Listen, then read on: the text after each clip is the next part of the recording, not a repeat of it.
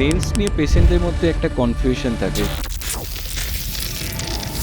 Chip versus premium. দামের থেকে বেশি আমি বলবো ফাংশন। আপনার যদি খরচটা একটা প্রবলেম হয় আর আপনি যদি ফাংশন চশমা ছাড়ছেন, কনসিডার ইন্ডিয়ান লেন্সেস। অনেক ইন্ডিয়ান লেন্সেস আর এক্সপোর্টের ইভেন ইউরোপ।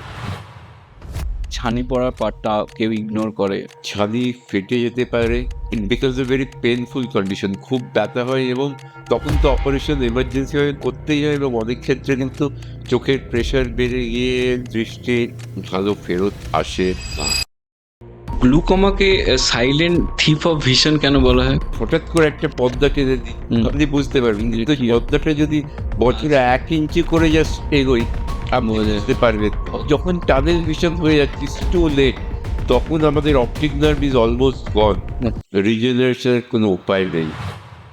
কন্ট্যাক্ট লেন্স পরলে তাদের চোখে বিভিন্ন রকমের প্রবলেম শুরু হয়, চোখ জ্বালা করে, চোখ লাল হয়ে যায়। আমি একটা অত বড় লেন্স চোখের উপর বসাচ্ছি, ইয়েস ইনিশিয়ালি এই অসুবিধে একটু হবে, ফরেন বডি সেন্সেশন, কটকট করা, খচখচ করা, চোখের ভয়ঙ্কর ক্ষতি হতে পারে। এবং বাচ্চা, একদম বাচ্চা, আমরা কি করে বুঝবো যে ওর চোখে প্রবলেম হচ্ছে?